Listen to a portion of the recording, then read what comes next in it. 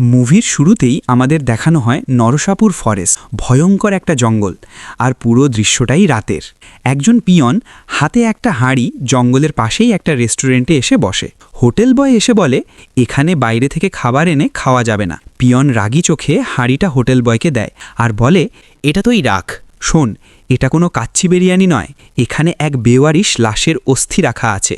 এবং সে একটা টাকা দেখিয়ে বলে, এই টাকাটা এই বেওয়ারিশ লাশের সাথে পাওয়া শেষ স্মৃতি। মুহূর্তেই একটা দমকা বাতাস বয়ে যায়, পিয়নের হাত থেকে টাকাটা উড়ে যায়। পিয়নও তার পিছু পিছু যায়। সামনেই একটা রাজপ্রাসাদ, যেটা দেখতেই ভয় লাগে। মনে হয় চারদিকে যেন শয়তানি আত্মার বসবাস। একটা গায়েবী আওয়াজ আসে। পিয়ন পিছু ফিরে তাকাতেই তার বডি থেকে কল্লা আলাদা করে ফেলা হয়। এরপর দৃশ্যপট আসে সুপারহিরো প্রভাসের কাছে। মুভিতে যার নাম রাজা সাহেব, সে তার নানির সঙ্গে থাকে। ছোটবেলাতেই তার বাবা মা মারা গেছে। তার পাশের বাড়িতেই থাকে এক মেয়ে, যে কিনা পুরোপুরি রাজা সাহেবের প্রেমে পাগল। সব সময় তার আশেপাশেই ঘোরাঘুরি করে, আর রাজা সাহেবও সুযোগের পুরো ফায়দা তোলে। সে মেয়েটার কাছ থেকে টাকা নেয়, ভালোবাসার স্বপ্ন দেখায়, কিন্তু কখনোই কমিটমেন্ট করে না। এক কথায় সে বেশ চালাক ছেলে। রাজা সাহেবের জীবনের ট্র্যাজিক ব্যাপার হলো, তার দাদু বহু বছর আগে হারিয়ে গেছেন, আর তার নানির রয়েছে ভুলে যাওয়ার রোগ, মানে আলঝাইমার। তিনি প্রায় সব কিছু ভুলে যান, কিন্তু নিজের স্বামীকে কখনো ভুলতে পারেননি। তিনি সবসময় বিশ্বাস করেন একদিন তার স্বামী ফিরে আসবেন। ছোটবেলা থেকেই নানি রাজা সাহেবকে একটা গল্প শুনিয়ে এসেছেন। তিনি একজন রানী ছিলেন, আর তার স্বামী ছিলেন একজন রাজা। আজও তিনি তার স্বামীকে খুঁজে বেড়াচ্ছেন। রাজা সাহেব আর পাশের সেই মেয়েটিও চায় দাদু যেন ফিরে আসেন, যাতে সবাই সুখে শান্তিতে থাকতে পারে। কারণ নানির মুখে দাদুর অনেক ভালো গল্প শুনেছে। তিনি নাকি খুবই ভালো মানুষ ছিলেন, মানুষের উপকার করতেন। এসব বলতে বলতেই একজন লোক রাজা সাহেবকে তার বউয়ের ছবি দেখাতে আসে। সেই ছবি দেখতে গিয়েই রাজা লক্ষ্য করে মিনারির পেছনে রাজা সাহেবের দাদুকে দেখা যাচ্ছে। যে ছবিটা দেখেই রাজা সাহেব আর তার নানি দুজনেই একদম চমকে যায়। তখন রাজা সাহেব প্রতিজ্ঞা করে দাদুকে সে খুঁজে নিয়ে আসবেই। রাজা সাহেব তার মামাকে ফোন করে, যিনি একজন পুলিশ কনস্টেবল। মামা সরাসরি বলে দেয়, যদি 5 লাখ টাকা জোগাড় করা যায় তাহলে তার সিআই সাহেব দাদুকে খুঁজে বের করবেন এবং চারদিকে পোস্টার লাগিয়ে দেবেন। 5 লাখ টাকা জোগাড় করার জন্য রাজা সাহেব পাশের সেই মেয়েটাকে ব্ল্যাকমেল করে, মানে একটু ভালোবাসার আশ্বাস দিয়ে তার কাছ থেকে টাকা নিয়ে নেয়, আর হায়দ্রাবাদের উদ্দেশ্যে রওনা দেয়। বাস থেকে নামার পর তার এক বন্ধুর সাথে দেখা হয়, যে গ্রামে বড় বড় কথা বলতো যে সে নাকি অনেক বড় কাজ করে, কিন্তু এখানে এসে দেখা যায় সে আসলে একটা অটো চালায়। রাজা সাহেব তার অটোতে ওঠে। ঠিক তখনই তার চোখে পড়ে এক সুন্দরী মেয়ে, যে কিনা একজন খ্রিশ্চান। রাজা সাহেব তাকে দেখেই প্রেমে পড়ে যায়। সে সোজা তার পেছনে পেছনে চার্চে ঢুকে পড়ে। চার্চে গিয়ে সে শোনে সেখানে ডোনেশন চাওয়া হচ্ছে এক ছোট্ট বাচ্চার হার্ট অপারেশনের জন্য। তখন রাজা সাহেব 3 লাখ টাকা ডোনেশন করে দেয়। এরপর সে কনফেশন রুমে গিয়ে বলে সে এক মেয়ের প্রেমে পড়েছে, আর সেটা প্রথম দেখাতেই। কিন্তু সে জানতো না কনফেশন রুমের পেছনের ঘরেই বসেছিল সেই মেয়েটা, নাম ট্রেসি, যে সব কিছু শুনে ফেলে। এরপর পুলিশ স্টেশনে গিয়ে রাজা সাহেব পুরো গল্পটা খুলে বলে। সে জানায় আসলে তার নানি ছিলেন দেবগিরি রাজ্যের রানী, আর তার স্বামী গঙ্গারাজু ছিলেন সেই রাজ্যের রাজা। গঙ্গারাজু ছিলেন খুবই দয়ালু মানুষ, সবসময় মানুষের সাহায্য করতেন। একদিন দেবী মায়ের বস্ত্র চুরি হয়ে যায়। এই চুরি আর কেউ নয়, রাজ্যেরই মহামন্ত্রী বশিষ্ঠ করে। সে দেবী মায়ের বস্ত্র নিয়ে গ্রাম ছেড়ে পালিয়ে যায়।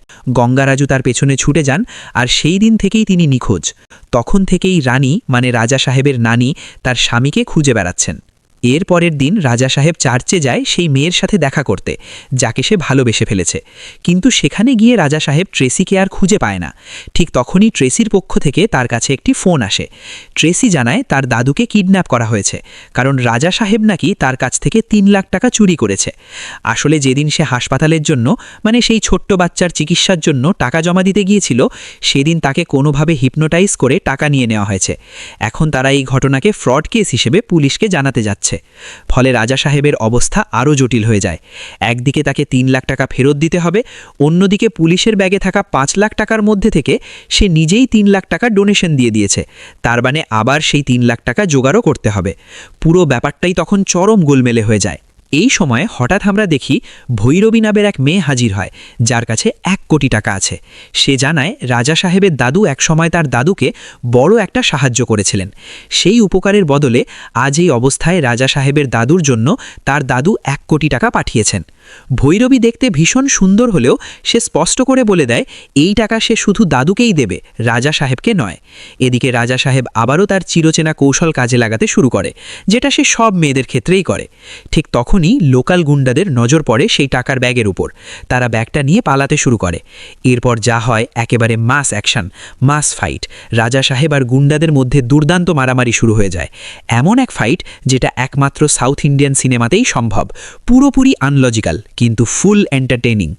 ফাইট শেষ হওয়ার পর ভৈরবী রাজা সাহেবের উপর পুরোপুরি ইমপ্রেসড হয়ে যায়। এরপর আবার সবাইকে পুলিশ স্টেশনে ডাকা হয়। সেই সময় রাজা সাহেব লক্ষ্য করে যে লোকটা টাকা নিয়ে পালিয়েছিল সে আর কেউ নয়, সেই মহামন্ত্রী বশিষ্ঠ। সে তাকে ফলো করছিল। রাজা সাহেব তখন তাকে ধরে মারধর শুরু করে এবং সত্য বের করার জন্য চাপ দিতে থাকে। কেন সে সব কিছু চুরি করেছিল আর কেন তার দাদু এত বছর ধরে তাকে খুঁজে বেড়াচ্ছে। কিন্তু মহামন্ত্রী বশিষ্ঠ তখন একেবারেই অন্য কথা বলে। সে জানায় রাজা সাহেব তার দাদু সম্পর্কে যা জানে আসল সত্যটা মোটেও তেমন নয়। তার দাদু নাকি ছিল ভীষণ নিষ্ঠুর আর লোভী মানুষ, আর সে রাজা সাহেবের দাদিমার মানসিক অবস্থাকে ব্যবহার করে একটা মায়াজাল তৈরি করেছে। এই কথায় রাজা সাহেব বিশ্বাস করতে পারে না। ঠিক তখনই ভৈরবী সামনে এসে নিজের আসল পরিচয় দেয় এবং জানায় রাজা সাহেবের দাদুকেও তারা খুঁজে বেড়াচ্ছে।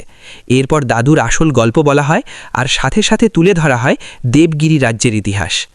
দেবগিরি ছিল বিশাল আর সমৃদ্ধশালী এক রাজ্য। সেই রাজ্যের রাজকুমারী ছিলেন তোমার দাদিমা গঙ্গামা, যাকে সবাই দেবীর মতো পূজা করত। আর সেই রাজ্যের মহামন্ত্রী ছিলাম আমি প্রথমবার তোমার সেই নিষ্ঠুর দাদু গঙ্গারাজুকে দেখেছিলাম যখন সে বাইরের এক গ্রাম থেকে ভিক্ষা করতে এসেছিল। তখন থেকেই তার নজর পড়ে তোমার দাদিমার ওপর। একদিন মন্দিরের বাইরে গঙ্গামা ভিক্ষা দিচ্ছিলেন, ঠিক তখনই ওই লোকটা তার হাত ধরে ফেলে। তখন আমরা সবাই মিলে তাকে খুব মারধর করি, কিন্তু তোমার দাদিমা বলেন ও নিশ্চয়ই খুব ক্ষুধার্ত, ওকে ছেড়ে দাও। কিন্তু তার মনে তখন একটাই বাসনা, তোমার দাদিমাকে নিজের করে নেবে আর পুরো রাজ্যের সোনা দানা নিজের কবজায় নেবে। সে এই রাজ্যকে শ্মশানে পরিণত করতে চেয়েছিল। সেই ঘটনার পর তাকে চরম অপমান করা হয়। এরপর সে ওই এলাকার সবচেয়ে বড় তান্ত্রিকের কাছে যায়, যে কালো জাদুতে পারদর্শী ছিল। সে ছিল অর্ধেক মানুষ অর্ধেক শয়তান। তার কাছে গিয়ে সে নিজের দুঃখ কষ্টের কথা বলে এবং বলে তার অনেক সোনাদানা চাই আর রাজকুমারী গঙ্গামাকে বিয়ে করতে চায়। এর বদলে তান্ত্রিক রক্ত আর বলি চায়। তখন সে যে ঘোড়াটা সঙ্গে এনেছিল সেটাকে বলি দেয় এবং নিজের হাত কেটে দেয়, যেখান থেকে রক্তের ধারা বইতে থাকে। এরপর তান্ত্রিক তাকে এক ভয়ঙ্কর তপস্যায় বসতে বলে। সেই তপস্যা ছিল একটি কূপের ভেতর, যেখানে চারদিকে নরকের ভয়ঙ্কর শয়তানরা তাকে ঘিরে রেখেছিল এবং তার তপস্যা দেখতে থাকে। দিন যায় রাত যায়, অবশেষে তার তপস্যা সফল হয়। তখন তান্ত্রিক তাকে একটি প্রসাদ দেয় এবং বলে এই প্রসাদ গঙ্গামাকে খাওয়ালে সে পুরোপুরি তার নিয়ন্ত্রণে চলে আসবে। সে যা বলবে গঙ্গামা তাই করবে। এরপর সে প্রাসাদে ঢুকে পড়ে। নিজের শয়তানি শক্তি ব্যবহার করে সে রাজসেনাদের নিরস্ত্র করে দেয় এবং সবাইকে অচেতন করে ফেলে। তারপর ধূর্ততা আর প্রতারণার মাধ্যমে সে তোমার দাদিমাকে সেই প্রসাদ খাইয়ে দেয়। সে বলে ভিক্ষা হিসেবে নাকি সে এটা এনেছে। এই কথা বলেই সে সেই প্রসাদ খাইয়ে দেয়। এরপর তোমার দাদিমা পুরোপুরি তার নিয়ন্ত্রণে চলে যান।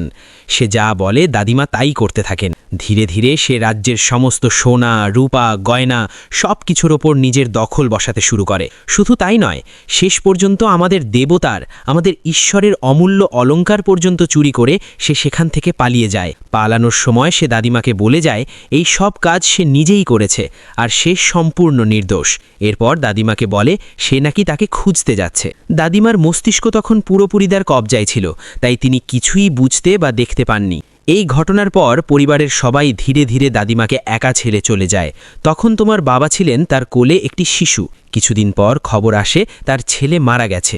পরে জানা যায় তার আরেকটি ছেলে হয়েছে, আর সেই ছেলেটাই তুমি রাজা সাহেব। সেই দিন থেকেই আমি তোমাকে খুঁজে বেড়াচ্ছি, আর দাদিমার সাথে আমিও বহু বছর ধরে তোমার দাদুকে খুঁজে চলেছি। গঙ্গারাজুর পুরো গল্প শোনার পর রাজা সাহেবের চোখে জল চলে আসে। সে সঙ্গে সঙ্গে দাদিমাকে ফোন করে বলে তুমি একজন রাজকুমারী হয়েও এত কষ্ট সহ্য করেছ। তোমার প্রাপ্য যা কিছু আছে আমি সব তোমার কাছে এনে দেব, আর দাদুকে তোমার সামনে এনে দাঁড় করাবো। এরপর আর দেরি না করে রাজা সাহেব তার দলবল নিয়ে গঙ্গারাজুকে খুঁজতে বেরিয়ে পড়ে।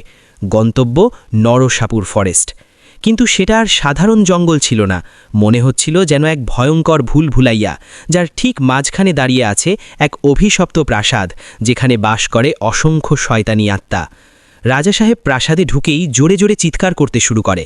সে তার দাদুকে গালাগালি করে বলে আমার দাদিমাকে যে কষ্ট দিয়েছিস তার প্রায়শ্চিত্ত তোকে করতেই হবে। তোর সব টাকা আমি আমার দাদিমার পায়ে রেখে দেব, আর তোকে টেনে হিঁচড়ে এখান থেকে নিয়ে যাব। ঠিক তখনই প্রাসাদের ভেতরে তারা এক ভয়ভীতু কম্পাউন্ডারকে খুঁজে পায়। সে পুরো সত্যিটা জানায়। রাজা সাহেবের দাদুর মৃত্যু হয়েছিল সরকারি হাসপাতালে।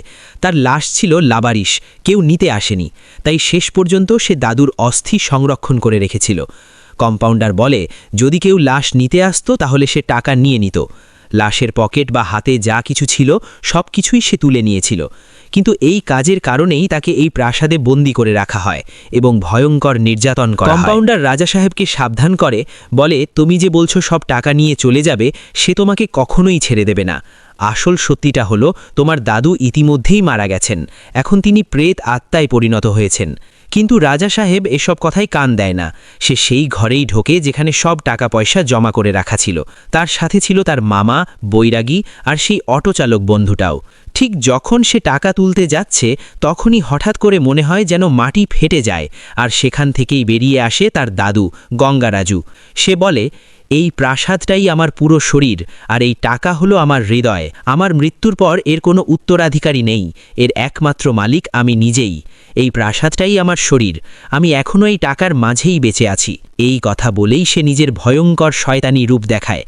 এটা দেখে সবাই আতঙ্কে জমে যায় এবং উল্টো দিকে ছুটে পালানোর চেষ্টা করে, কিন্তু ততক্ষণে প্রাসাদের সব দরজা জানালা বন্ধ হয়ে যায়। সব কিছুই ছিল এক মায়াজাল। কম্পাউন্ডার বলে সে অনেক দিন ধরেই পালানোর চেষ্টা করছে, কিন্তু কখনোই বেরোতে পারেনি। কখনো বেরোতে গেলে হঠাৎ করে রেল লাইন ছাড়া ট্রেন চলে আসে, কখনো আগুন লেগে যায়, কখনো ঘরগুলো নিজের জায়গা বদলে ফেলে। সব কিছুই যেন এক বিশাল ভুলভুলাইয়া। এর মাঝেই মুভিতে অনেক কমেডি সিন আছে যেগুলো না দেখলে পুরো মজা বোঝা যাবে না। মেয়েদের নিয়েও নানা হাসির মুহূর্ত রয়েছে। ট্রেসিও সেখানে হাজির হয় তার ৩ লাখ টাকা নিতে। ফলে বৈরাগী আর ট্রেসির মধ্যে শুরু হয় মিষ্টিঝাল খুনসুতি। একই সাথে রাজা সাহেবের সেই প্রথম দিকের প্রেমিকারও আগমন ঘটে। ফলে একের পর এক কমেডি দৃশ্যে ভরে যায় সিনেমাটা। এরপর আবার গল্পে টুইস্ট আসে। আমরা জানতে পারি রাজু আগেই ফোন করে মহামন্ত্রী বশিষ্ঠকে জানিয়েছিল দাদিমাকে হসপিটালে নিয়ে আসতে, কারণ দাদুকে নাকি পাওয়া গেছে এবং তার অবস্থা খুবই সংকটজনক। তাকে জীবিত রাখতে হলে দাদিমার সাথে দেখা হওয়া খুবই জরুরি। তখন বশিষ্ঠ গঙ্গামার সামনে যায়। গঙ্গামা তাকে দেখা মাত্রই অভিশাপ দিতে শুরু করেন, কারণ তিনি তখনও সেই মায়াজালের মধ্যেই ছিলেন। বশিষ্ঠ বলে, আমি আপনাকে যাই বলি না কেন আপনি কিছুই বুঝবেন না, আমি আপনাকে ভুল প্রমাণ করব। এরপর রাজু জানায় গঙ্গামার স্বামী খুবই সংকটজনক অবস্থায় হাসপাতালে আছেন, তাই তাকে সেখানে যেতেই হবে। তখন গঙ্গামা ঈশ্বরের কাছে প্রার্থনা করতে থাকেন যেন তার স্বামীর কিছু না হয়। ঠিক সেই সময় তার স্ট্রোক হয় আর নাক দিয়ে রক্ত পড়তে শুরু করে। তাকে সঙ্গে সঙ্গে হাসপাতালে নিয়ে যাওয়া হয়। এদিকে বশিষ্ঠ রাজুকে ফোন করে সব ঘটনা জানায়। রাজু তখন অবাক হয়ে বলে, আমি তো তোমাকে এসব কিছু বলিনি। এর মানে দাঁড়ায় এটাও আসলে গঙ্গা রাজুর আর একটা মায়া। সে নিশ্চয়ই ভেতরে ভেতরে কিছু একটা বড় পরিকল্পনা করছে। এই পরিস্থিতি দেখে ট্রেসি একজন সাইকোলজিস্টকে ডাকে, যে কোনো ধরনের এক্সরসিজম ছাড়াই মানুষের ভেতর থেকে ভূতের প্রভাব বের করে দিতে পারে। সেই সাইকোলজিস্ট ঘরে ঢুকেই লক্ষ্য করে চারদিকে নানা অদ্ভুত চিহ্ন, এক্সরসিজমের প্রতীক, ইলুমিনাটি চিহ্ন আর বিভিন্ন দর্শনের উপাদান ছড়িয়ে আছে। স্পষ্ট বোঝা যায় এই লোকটা মোটেও সাধারণ কেউ নয়। সে প্রায় সব বিষয়েই পারদর্শী। সে ধীরে ধীরে সবাইকে হিপনোটাইজ করতে শুরু করে এবং তাদের সামনে সেসব দৃশ্য দেখায় যেগুলো সে দেখাতে চায়। সে তাদের আত্মাকে দুর্বল করে এক গভীর মায়াজালে আটকে ফেলে। সে রাজুকে চোখ বন্ধ করে ধ্যান করতে বলে। রাজু জানায় প্রথমে সে খুব সুন্দর সুন্দর স্মৃতি দেখতে পাচ্ছিল, কিন্তু হঠাৎ করে দৃশ্য বদলে যায়।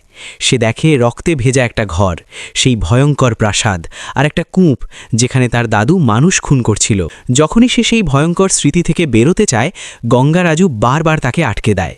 রাজু জোরে চিৎকার করতেই তার হিপনোটিজম ভেঙে যায়। এরপর সাইকোলজিস্ট বলে, তোমার দাদু যে ঘরে তোমাকে নিয়ে গিয়েছিল আমাকে সেই ঘরটাই নিয়ে চলো। সেখানে গিয়ে তারা দেখে একটা কূপ, যার ভেতরে ঝুলছে একটা দড়ি।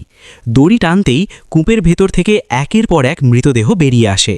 এই ভয়াবহ দৃশ্য দেখে সবাই আতঙ্কে সেখান থেকে পালিয়ে যায়, কিন্তু সাইকোলজিস্ট সেখানেই থেকে যায়।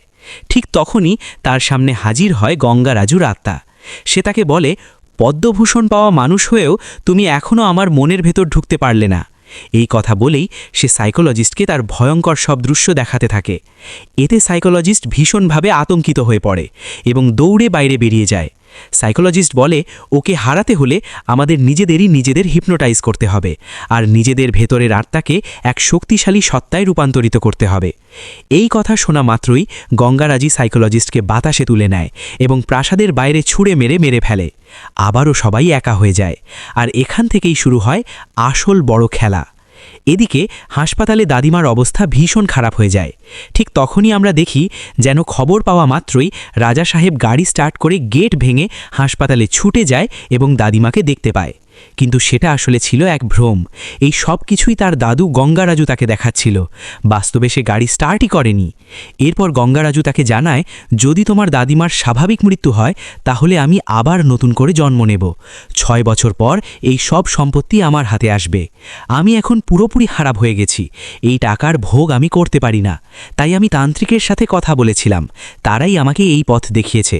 আর আজই সেই রাত যে রাতে তোমার দাদিমা প্রাণ হারাবে আর আমার পুনর্জন্ম হবে। এই মুহূর্তে রাজা সাহেবের হাতে আর কোনো উপায় ছিল না। এই অভিশাপ তাকে শেষ করতেই হবে। তাই সে সবাইকে বাইরে রেখে নিজে একাই প্রাসাদের ভেতরে ঢুকে দরজা বন্ধ করে দেয়। হাতে তুলে নেয় একটি মশাল আর পুরো সম্পত্তিতে আগুন লাগানোর সিদ্ধান্ত নেয়। কিন্তু এখানেই সে ভুল করে বসে। যখনই সে টাকায় আগুন ধরাতে যায় তখনই আবার এক ভ্রম দেখা দেয়। তার মনে হয় সে যেন নিজের দাদিমাকেই আগুনে পুড়িয়ে মারছে। মানে গঙ্গারাজি তার মনের সাথে এমনভাবে খেলছিল যাতে সে কখনোই নিজের টাকা এভাবে নষ্ট করতে না পারে। অন্যদিকে রাজা সাহেব একেবারে অসহায় হয়ে পড়ে। ঠিক তখনই তার মনে পড়ে সাইকোলজিস্টের সেই কথা, নিজেকে নিজেই হিপনোটাইজ করতে হবে, নিজের মনের গভীরে ঢুকে নিজের আত্মাকে শক্তিশালী করতে হবে। রাজা সাহেব চোখ বন্ধ করে ধ্যান করে। সে ভাবতে থাকে তার দাদিমাকে। তিনি কে ছিলেন? তিনি ছিলেন দেবগিরির রানী। অনেক চেষ্টা করার পর সে দাদিমার আত্মার সাথে সংযোগ স্থাপন করতে সক্ষম হয়।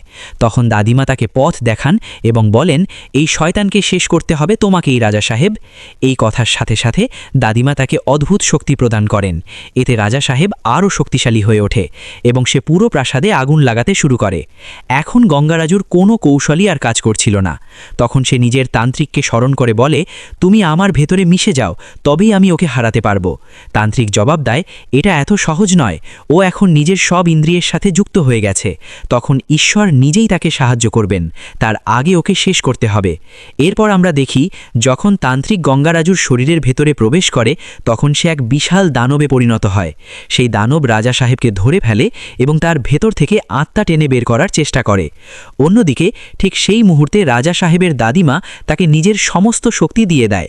তখনই রাজা সাহেবের সব ইন্দ্রিয় এক এক করে আনলক হয়ে যায়। ঈশ্বরও রাজা সাহেবের পাশে দাঁড়ান এবং সেই শয়তানকে পরাজিত করে। ব্যাটল সিনটা সত্যি দুর্দান্ত ছিল, একদম কোনো হলিউড মুভির চেয়েও কম নয়।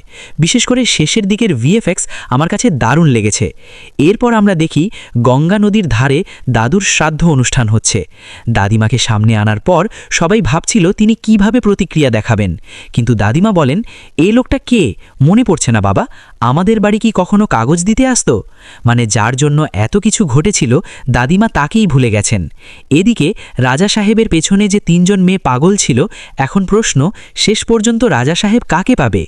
ঠিক তখনই আমরা দেখি রাতে রাজা সাহেব এমন এক জায়গায় যায় যেখানে একটি সার্কাস হতে চলেছে। সেখানে এক ব্যক্তি ক্লাউনের পোশাকে হাতুড়ি দিয়ে কিছু একটা মারছে। দেখতে সে একদম রাজা সাহেবের মতোই। এখানে ইঙ্গিত পাওয়া যায় রাজা সাহেব 2 সম্ভবত আগামী বছর আসতে চলেছে। তো বন্ধুরা, গল্পটা কেমন ছিল কমেন্ট করে জানাতে ভুলবেন না। আজ বিদায় নিচ্ছি, আল্লাহ হাফেজ।